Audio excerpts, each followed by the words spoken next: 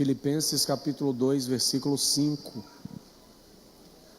Nós vamos ler até o versículo 11.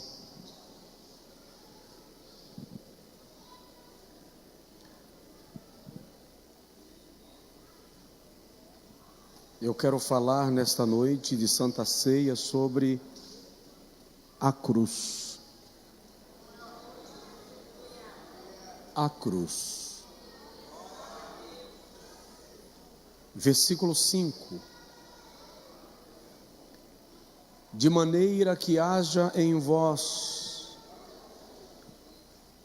aquele mesmo sentimento que houve também em Cristo Jesus, o qual, subsistindo em forma de Deus, não considerou o ser igual a Deus coisa a que devia se aferrar, mas esvaziou-se a si mesmo, tomando a forma de servo, tornando-se semelhante aos homens, e achado na forma de homem, humilhou-se a si mesmo, tornando-se obediente até à morte, e morte de cruz. Pelo que também Deus o exaltou soberanamente. Ele deu o nome que é sobre todo nome, para que ao nome de Jesus se dobre todo o joelho dos que estão nos céus, e na terra, e debaixo da terra, e toda língua confesse que Jesus Cristo é o Senhor, para a glória de Deus Pai. Aleluia. Senta um pouquinho, por favor.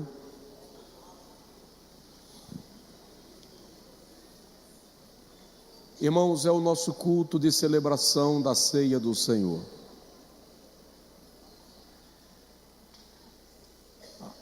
Todos os meses, ao longo de anos, eu repito esta frase: a Santa Ceia é a maior festa da cristandade. Nenhum congresso, nenhuma conferência deve ter mais atenção como festa, como celebração, como encontro, do que o culto de celebração da ceia do Senhor. Porque a ceia do Senhor faz menção do sacrifício de Jesus, faz menção da nossa reconciliação com Deus, e faz menção da nossa esperança de estarmos na glória, nas bodas do Cordeiro. O texto que ora lemos é, sem dúvida, um dos textos mais extraordinários de Paulo, um dos mais belos do Novo Testamento. Eu coloco esse texto em paralelo com um outro, também de Paulo, aos Romanos, quando ele diz: ó profundidade das riquezas, tanto da sabedoria como da ciência de Deus, quão insondáveis são os seus juízos e quão inescrutáveis os seus caminhos. Pois quem conheceu a mente do Senhor? Ou quem foi o seu conselheiro? Ou ainda, quem a ele deu primeiro para que ele retribua? Porque dele e por ele e para ele são todas as coisas. Glória, pois, a ele eternamente. Amém.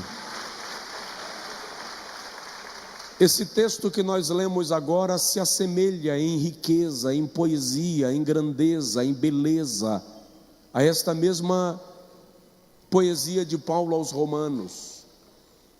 Olha a grandeza destas colocações: de maneira que haja em vós aquele mesmo sentimento que houve também em Cristo Jesus, o qual, sendo em forma de Deus, sendo Deus, não teve por usurpação o ser igual a Deus, mas esvaziou-se a si mesmo, assumindo a forma humana, e achado na forma humana, assumiu a condição de servo, sendo obediente até a morte, ou até à morte, e morte de cruz. Pelo que também, olha que beleza, se isto aqui fosse uma música, aqui seria o refrão: pelo que também Deus o exaltou soberanamente, acima de tudo, acima de todos, para que ao nome de Jesus se dobre todo o joelho dos que estão nos céus e na terra e debaixo da terra, e toda a língua confesse que Jesus Cristo é o Senhor, para a glória de Deus Pai. A colocação de Paulo é linda, é extraordinária, é teologicamente incontestável. Ele fala do sentimento de amor que compungiu o Senhor Jesus a renunciar à sua glória, renunciar à sua divindade, abdicar os seus atributos e a sua majestade, e todos os atributos relacionados a esta divindade, tornando-se homem, ao esvaziar-se a si mesmo, com o único propósito de resgatar a nossa vida da condenação eterna.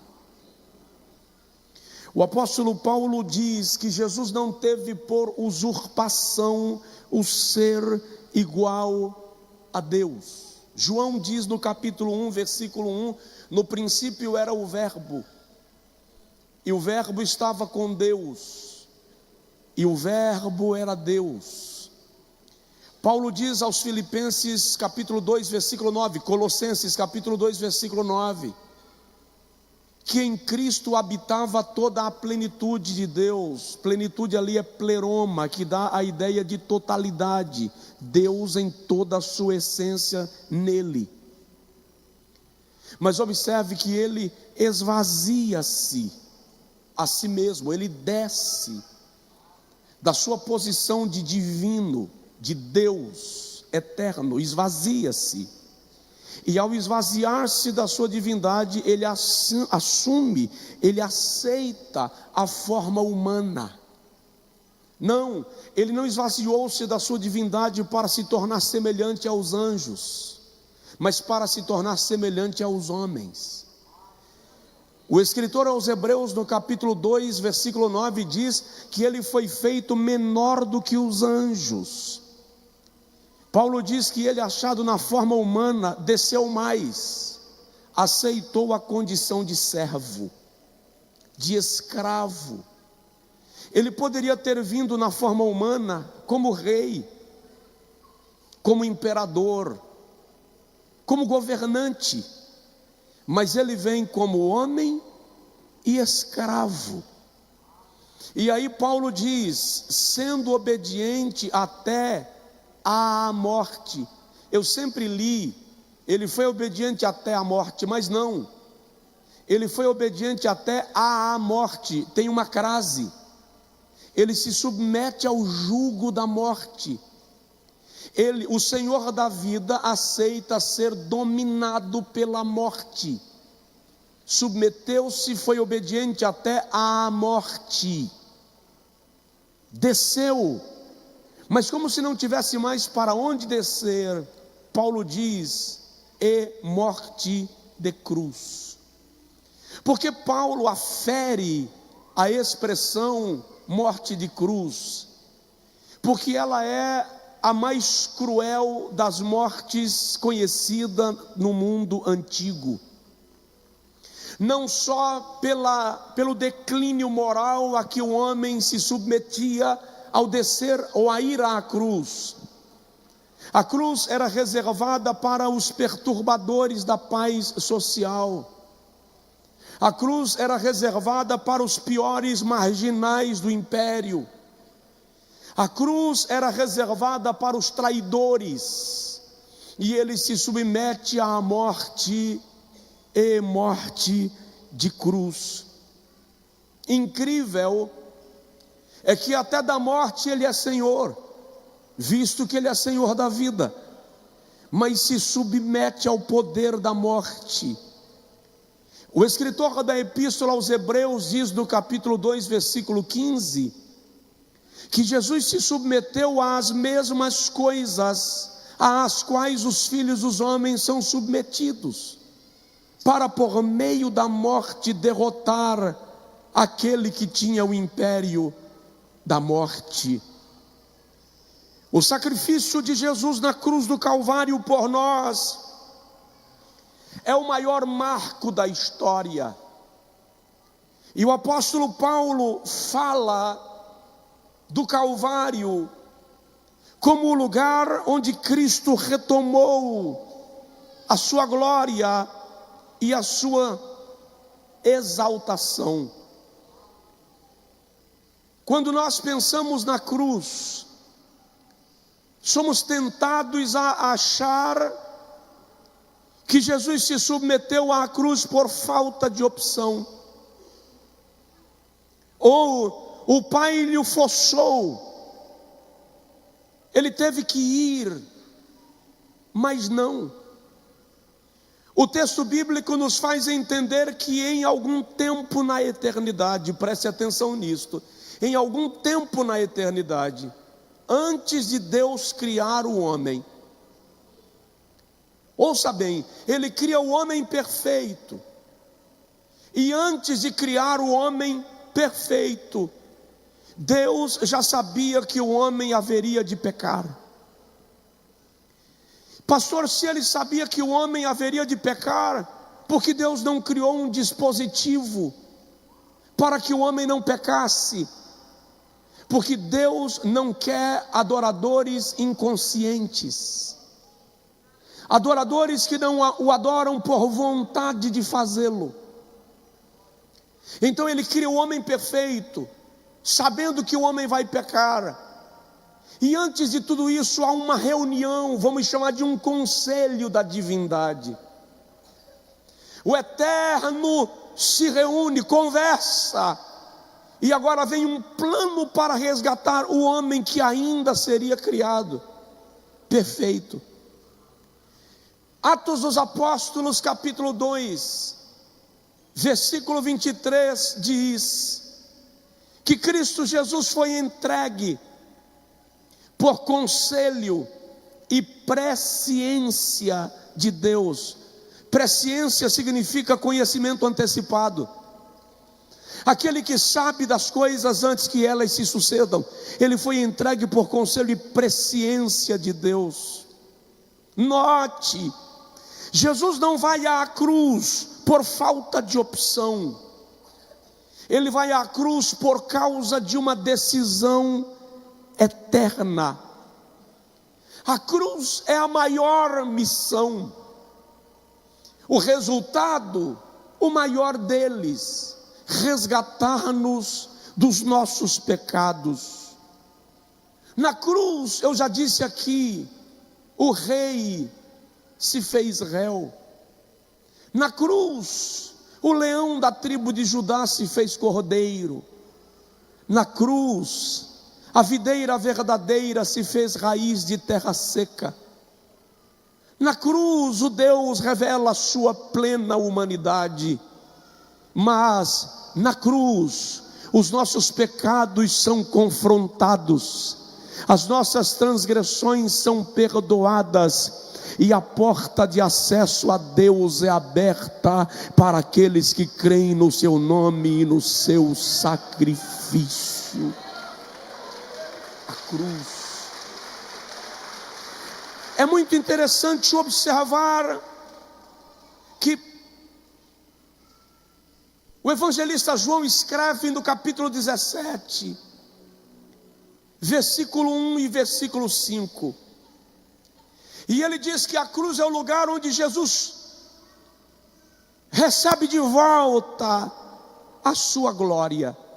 Olha que coisa linda. Ele está indo para o Getsêmani, para o Monte das Oliveiras. E a caminho do Monte das Oliveiras, ele conversa com os discípulos e diz assim: é chegada a hora. Alguém poderia perguntar: que hora, mestre? E ele diz: a hora em que o Filho do Homem será glorificado. Aí no versículo 5 ele diz: glorifica-me tu, ó Pai, com aquela glória que eu tinha contigo antes da fundação do mundo. Ele está indo para a cruz e está pedindo de volta a glória que lhe pertenceu, ou que lhe pertence desde a eternidade. Mahatma Gandhi, grande líder político e ideológico da Índia, disse certa feita que nenhum homem fez tanto bem pela humanidade quanto Jesus de Nazaré. Dwight Lyman Moody, escrevendo nos seus textos, diz que Satanás não consegue contemplar a cruz de Cristo, porque vê nela a sua própria derrota e vergonha. O que eu quero conversar contigo nesta noite de celebração da ceia é: qual o sentido da cruz?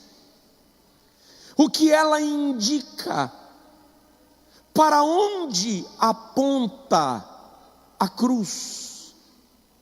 E eu quero começar te lembrando e te dizendo que a cruz aponta para baixo. Diga comigo: a cruz aponta para baixo. Você sabia que o Monte Gólgota, chamado Calvário, tem no seu sentido literal o significado de caveira? Porque nos dias de Jesus o rochoso Gólgota tinha o formato do crânio de um ser humano. Agora preste atenção: quando a cruz é fincada no Gólgota, literalmente a espada de Deus está rachando o crânio de Satanás. O império das trevas está sendo cravejado pelo Cordeiro, e o seu sangue vai descer pelas entranhas das pedras, das rochas do Calvário. Quando a cruz aponta para baixo, Deus está declarando a derrota de Satanás e a vitória da igreja. Folheie a Bíblia Sagrada e você vai perceber que quando Deus cria o homem em Gênesis capítulo 2, o Senhor o criou à sua imagem e conforme a sua semelhança. E Deus coloca o homem no Éden para governar, para guardar e para lavrar a terra. Satanás infiltra-se no habitat do homem e consegue convencê-lo, seduzi-lo e levá-lo a pecar contra Deus. Não é por acaso que em Romanos capítulo 5 o apóstolo Paulo faz um paralelo entre Adão e Cristo. E Paulo deixa muito claro que exatamente onde Adão fracassou, Jesus prevaleceu. Na medida que a história se desenrola, O irmão percebe que Satanás perseguiu, tentou e feriu todos aqueles que se destacavam na caminhada da comunhão com Deus. Abraão teve tropeços em sua trajetória. Noé teve tropeços em sua trajetória. Isaac tropeçou na trajetória. Jacó tropeçou na trajetória. Davi e outros, e outros, e outros.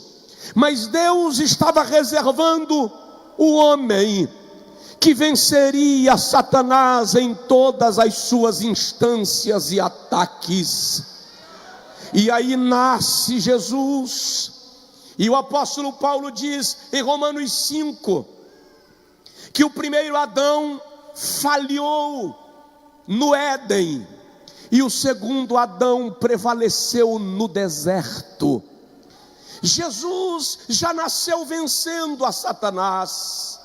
Em Mateus capítulo 2, versículo 18, quando José está repousando, lhe aparece um anjo e diz: tira o menino daqui, porque Herodes vai procurá-lo para matar. O aviso vem na madrugada. José vai embora imediatamente, e o decreto de Herodes entra em vigor no amanhecer do dia. O plano eterno de Deus estava driblando Satanás, que não alcançou Jesus para feri-lo. Os anos se passam, e quando Jesus vai começar o seu ministério, a Bíblia diz que saindo das águas batismais, ele é levado pelo Espírito de Deus ao deserto, para ser tentado pelo diabo. E quando Jesus chega no deserto, Satanás o tentou nas 3 esferas da existência humana. Satanás tentou a Jesus na carne, nos apetites físicos, tentou Jesus na alma e tentou no espírito. Ele estava em jejum há 40 dias e 40 noites, e o diabo lhe diz: se tu és o filho de Deus, para que passar fome? Manda que essas pedras se transformem em pães. Jesus, olhando para o tentador, disse: está escrito, nem só de pão viverá o homem, mas de toda palavra que procede da boca de Deus. Satanás percebe que ele tem domínio sobre os seus apetites físicos e agora tenta-o na alma. A Bíblia diz que o diabo levou a um monte muito alto, e deste monte lhe mostrou todos os reinos do mundo. Sem sombra de dúvida, trata-se de um monte numa dimensão espiritual. Não há qualquer monte na terra que se permitiria ver todos os reinos do mundo. E de onde Jesus é levado, Satanás lhe mostra os reinos, a glória deles, e diz: eu te darei tudo isto. Tu serás o maior imperador da terra. Só precisas prostrar-se e me adorar um pouquinho, rapidinho, se curva. Jesus olha para o tentador e diz: está escrito, ao Senhor teu Deus adorarás, e só a Ele servirás. Venceu outra vez. Então Satanás leva Jesus ao pináculo do templo e diz: você não precisa morrer para provar que é Deus. Você não precisa morrer para provar que é filho de Deus. Já está escrito na poesia profética que os anjos receberam ordem para te guardarem nos teus caminhos, para que tu não tropeces em pedras quaisquer. Lança-te daqui abaixo, os anjos te sustentarão. Jesus olha para o diabo e diz: vai-te, Satanás. A expressão vai-te aqui é sai, vai embora. Ele é repreendido, e só tem autoridade para repreendê-lo aquele que o vence. Satanás se afasta, e Jesus o venceu no deserto, porque a cruz aponta para baixo. Eu preciso te dizer, o inferno é um império vencido, Satanás é o imperador vencido, atropelado. Jesus na cruz do Calvário o derrotou completamente. Só quem crê pode. Dê glórias ao nome de Jesus. Quando o diabo percebe que não consegue dissuadir Jesus, tenta vencê-lo com autopiedade, compaixão de si mesmo. Jesus está conversando com seus apóstolos e ele diz: é necessário que o Filho do Homem padeça, Mateus 16, e dê a sua vida pelos pecadores, mas ao terceiro dia eu ressuscitarei. Versículo 21 a seguir. Pedro chama Jesus à parte e diz assim: mestre, que conversa sem graça, tem misericórdia de ti mesmo, se poupa disto. Jesus então diz: para trás de mim, Satanás, tu não pensas nas coisas que são dos céus, mas nas coisas que são da terra. O que nós encontramos aqui é Jesus caminhando em direção ao programa de Deus, ao projeto da eternidade, dar a sua vida pelos pecadores. E preste atenção, a cruz é o lugar da vitória completa, cabal e final. A cruz não é o lugar onde Jesus pede misericórdia. A cruz não é o lugar onde Jesus pede clemência. A cruz não é o plano B de Deus. A cruz não é a medida desesperada de um Deus flagrado pelo pecado da humanidade. Já estava no plano. Diga comigo: já estava no plano. A cruz é o lugar onde ele vence o diabo.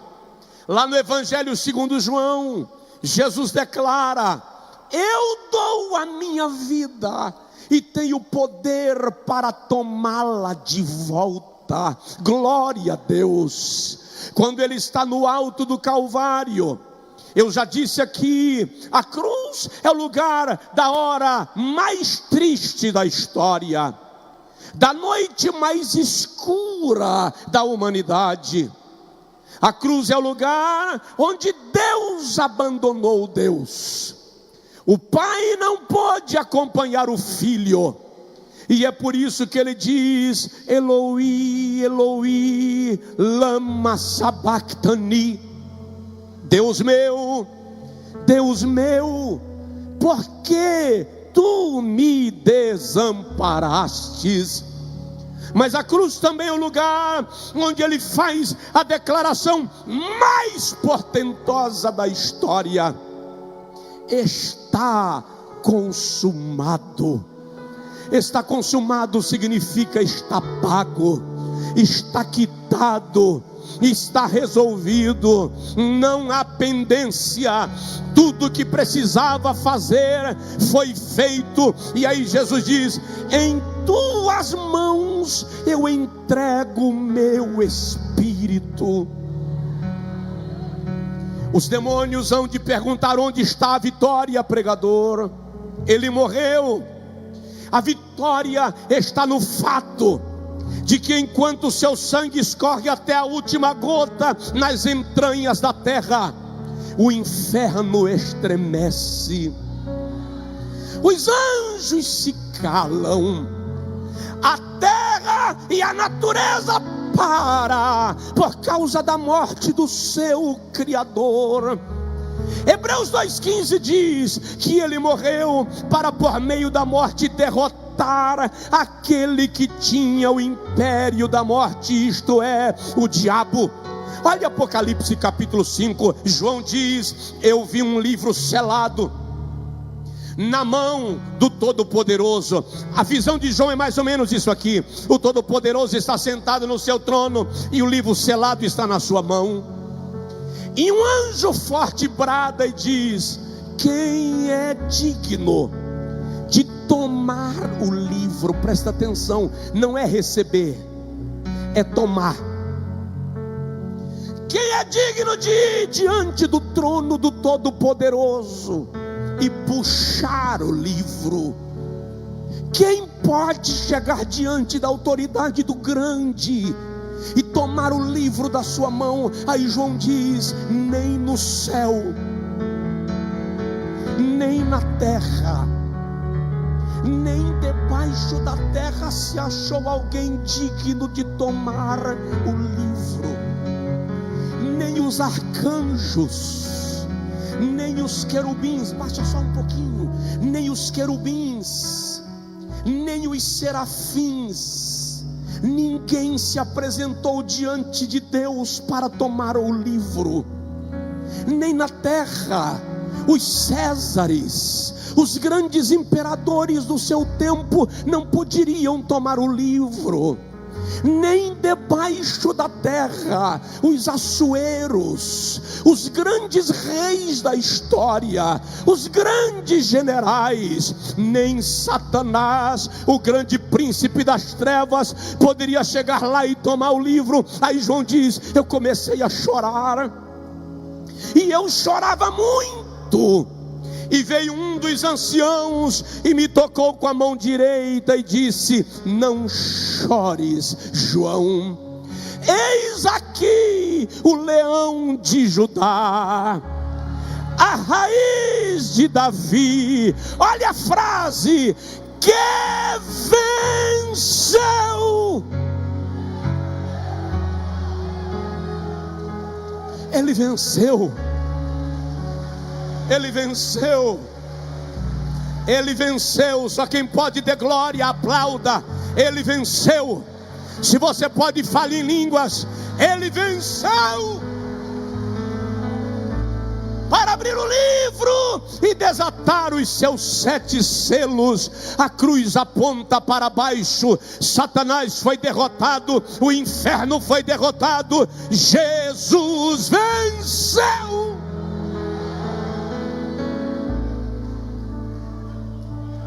A cruz não é apenas um símbolo.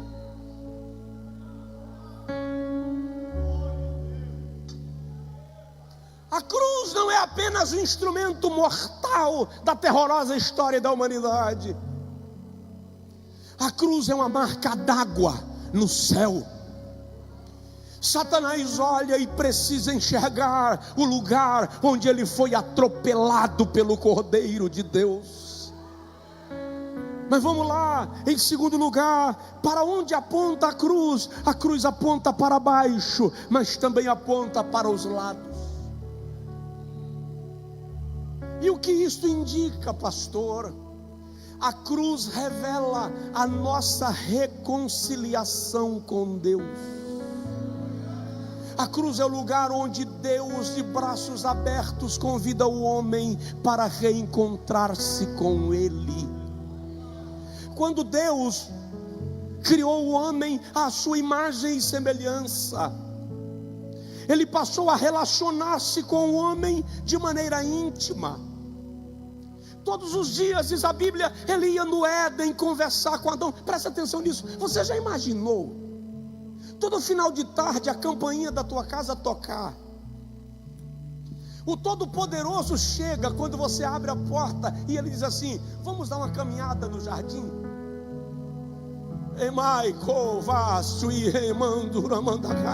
Vamos tomar chá. E Adão sai caminhando com Deus no jardim. Isso é comunhão. Isto é amizade. Quando o homem peca, esta amizade é rompida, esta comunhão é quebrada.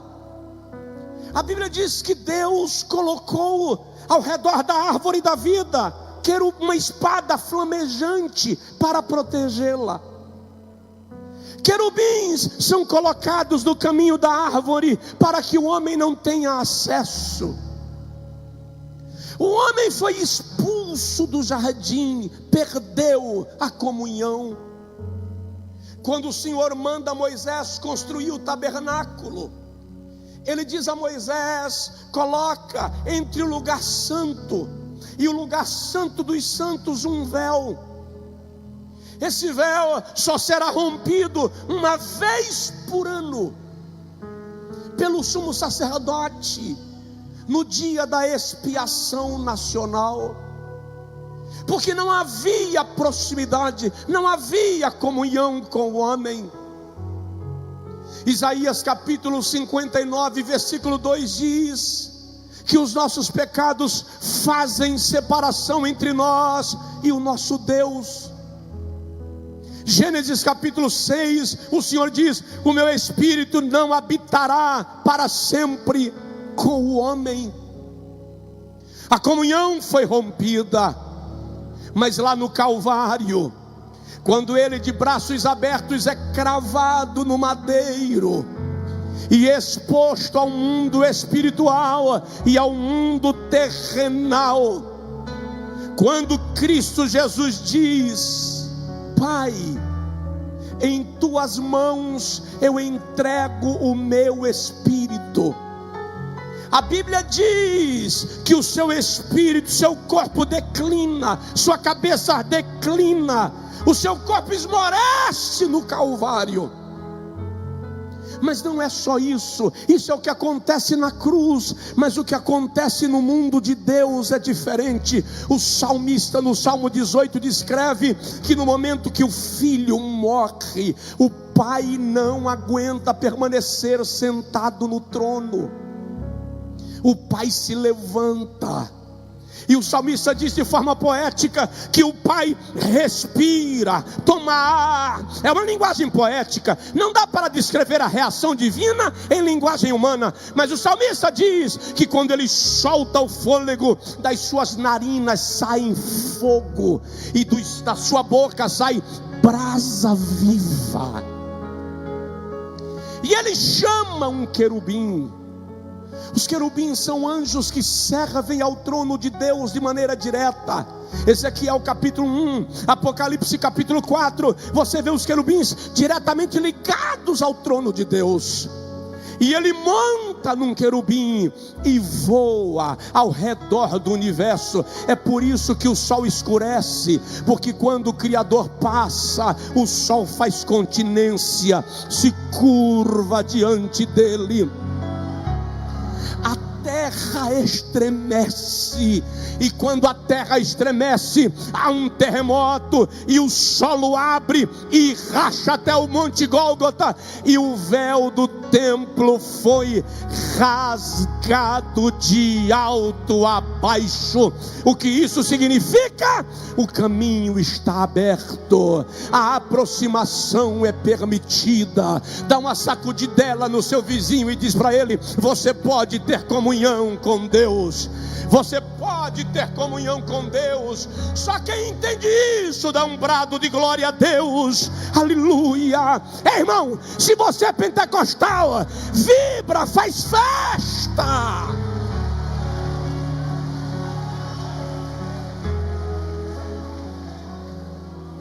Aleluia. É por isso que Paulo diz aos Efésios no capítulo 2, versículo 13, 14 e 16, que Cristo Jesus na sua cruz, vindo, evangelizou paz a todos os povos. E na cruz mesmo, ele derribou a parede da separação. E de ambos os povos, judeus e gentios, ele fez um povo, a igreja. Colossenses capítulo 1, versículo 20, Paulo diz que Cristo na cruz reconciliou consigo mesmo todas as coisas, tanto as que estão nos céus, quanto as que estão na terra. Segundo aos Coríntios capítulo 5, versículo 18, ele diz que Deus nos fez ministros da reconciliação. Diz aí para o seu vizinho: os braços do Pai estão abertos, os braços de Deus estão abertos. A cruz aponta para os lados. Isto revela comunhão, isto revela reconciliação. Participar da ceia do Senhor não é lanche, participar da ceia do Senhor não é jantar, participar da ceia do Senhor não é almoço. Eu não vejo a hora de termos a igreja com um ambiente propício para essa Santa Ceia ser domingo pela manhã, para a gente vir em jejum, para a gente vir para cá com a alma dilatada, para desfrutar de algo ainda mais extraordinário. Igreja, Santa Ceia é banquete do noivo com a noiva. É a igreja declarando que ela tem comunhão com Deus. Aleluia. Diga comigo: a cruz aponta para baixo. Diga comigo: vitória. Diga comigo: a cruz aponta para os lados. Fala comigo: reconciliação. Diga comigo: a cruz aponta para cima. Aponta para o nosso destino, aponta para o lugar para onde vamos. Fala de glorificação. Agora preste atenção.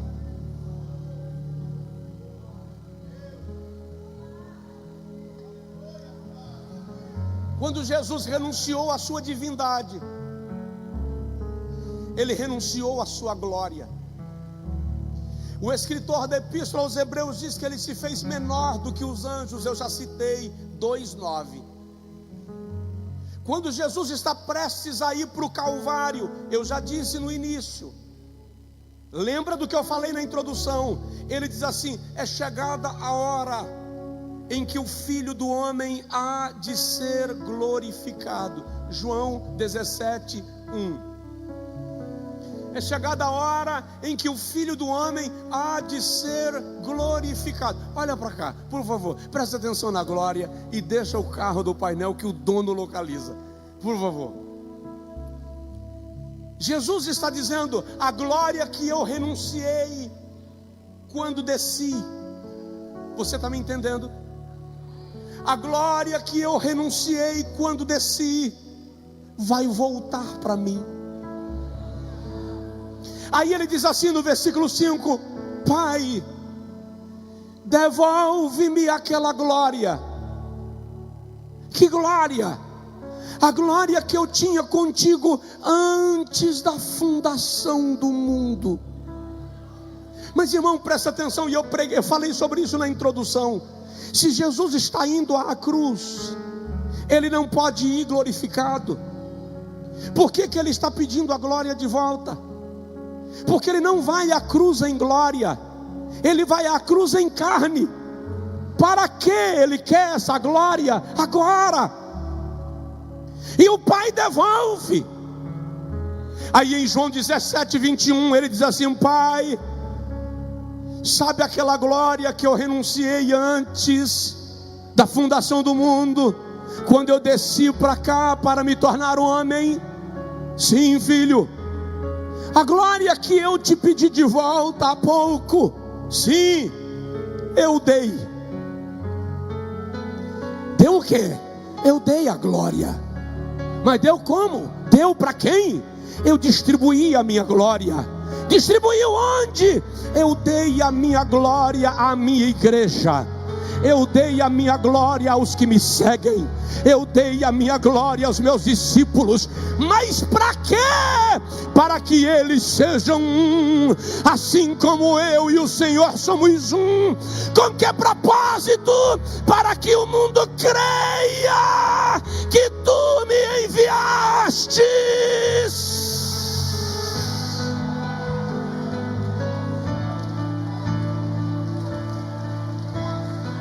Aleluia. Você pode dar glória a Deus ou você não entendeu? Você pode dar glória a Deus ou você não entendeu? Ele deu a glória para mim, Ele deu a glória para você. A glória de Deus paira sobre a sua vida, a glória de Deus paira sobre a igreja. Se você é crente salvo em Jesus, e se você é crente pentecostal, deixa esta glória fluir na sua alma esta noite. Seja cheio da glória de Deus.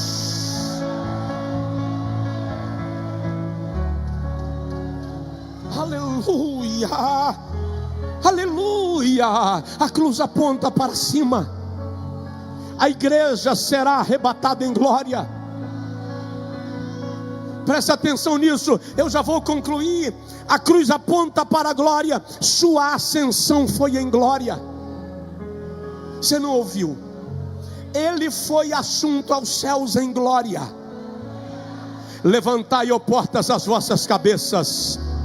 Levantai-vos, ó entradas eternas, para que entre o Rei da Glória. Salmo 24. Quem é este Rei da Glória? O Senhor poderoso na batalha. Ele é o Rei da Glória. Ele foi recebido em glória nos céus. Eu estou orando para que a glória tome conta dessas cadeiras. Eu estou orando para que você receba a glória. Eu estou orando para que você quebre o protocolo, para que o boneco de gesso se quebre. Eu estou orando para que o seu coração se aqueça. Eu estou orando para que você quebre a forma. Eu estou orando para que você seja batizado com o Espírito Santo. Eu estou orando para que esse culto não pareça uma cerimônia fúnebre. Eu estou orando para que a glória de Deus encha este lugar.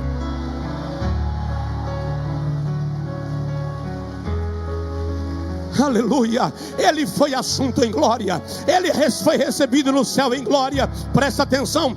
Ele foi recebido em glória. O apóstolo Paulo, escrevendo a sua primeira epístola a Timóteo, no capítulo 3, versículo 16, diz: e sem dúvida alguma, grande é o mistério da piedade. Aquele que se manifestou em carne, foi justificado em espírito, visto dos anjos, pregado entre os gentios, crido no mundo e recebido acima na glória.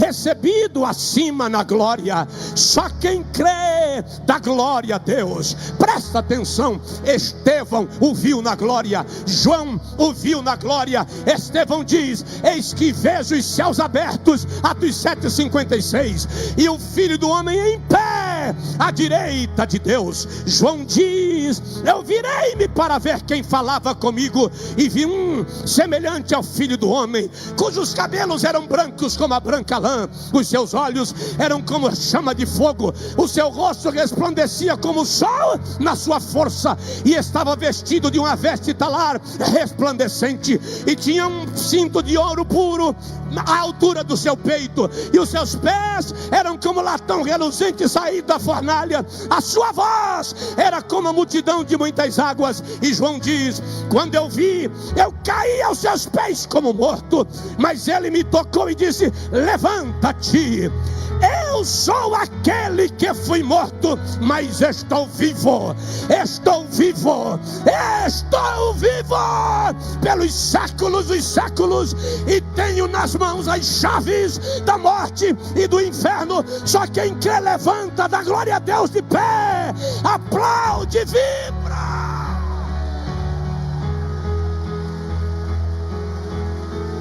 A cruz aponta para cima, igreja. A cruz aponta para cima, igreja.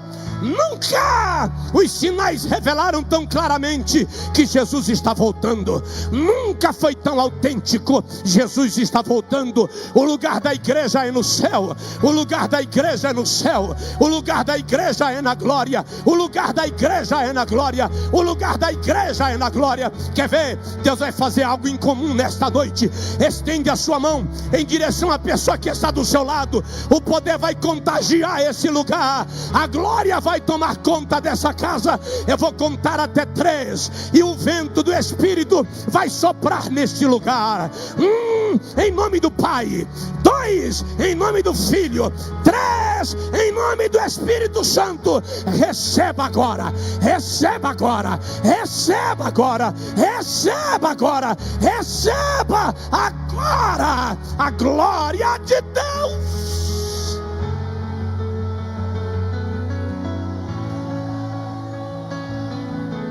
Saramando Rabadagai. Quem é batizado com o Espírito Santo fala em línguas estranhas. Quem não é batizado com o Espírito Santo ainda, recebe agora.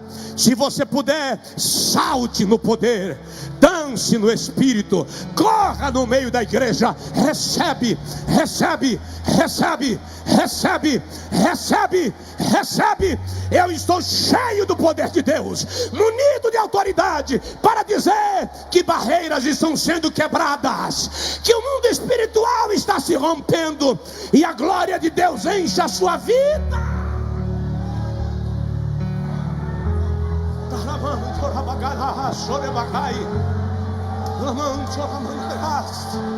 Espírito de Deus, como na tenda, passa de vida para vida agora e enche esta casa de glória, enche esta casa de glória. Eu quero o crente arrebatado no Espírito esta noite, eu quero o crente tendo visão esta noite, eu quero uma unção, uma descarga de poder esta noite, a glória enchendo o lugar, a glória enchendo o lugar, a glória enchendo o lugar. Pastores, que a glória venha sobre nós, que a glória venha sobre nós, que a glória venha sobre as nossas casas. Eu estou sentindo a presença de Deus, eu estou sentindo o poder de Deus, eu estou sentindo a unção renovadora do Espírito Santo.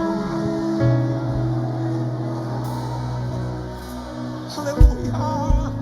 Só quem tem essa esperança, glorifique o nome de Jesus. Diga comigo: a cruz. Grita alto: a cruz. Mais alto: a cruz. Agora diga: aponta para baixo, para os lados e para cima. Diga comigo: Jesus venceu. Nós fomos atraídos a Deus. Nós vamos para a glória. Nós vamos para a glória.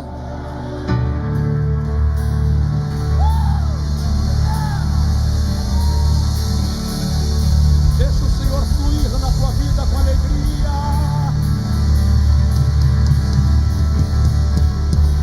Ele venceu a Satanás para nos reconciliar com Deus e nos levar para a sua glória. Aleluia. Um coral da igreja dando glórias e louvores ao Senhor. Glorifique e adore, porque a cruz aponta para cima.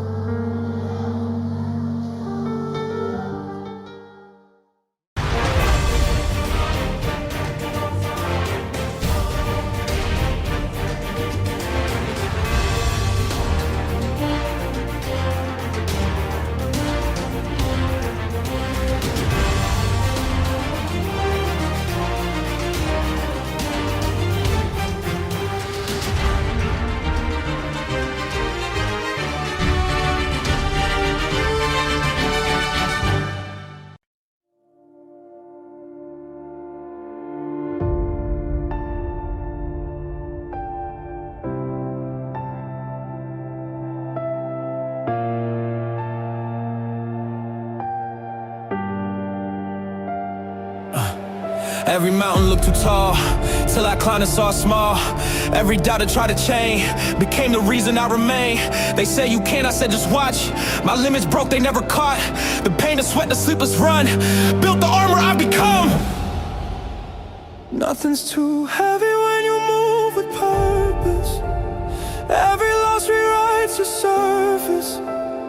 Fall but never fade away. You grow by fighting through the grave. Hey. Hey. Hey. Pressure's not a curse, it's call. It It shapes the diamond through it all. I failed so loud, I learned so deep. Dreams don't rest, they don't sleep. When the night said give up now, I stood up, broke my vow. The way you feel will make you strong. If you carry it for long, push, pull, don't lose your ground. Every fall's where truth is found. The road's not cruel, it's just real. You only win when you feel nothing's too heavy when your heart believes. The storm won't drown what courage weaves. You rise through pain, you find your view. There's nothing too heavy, not for you.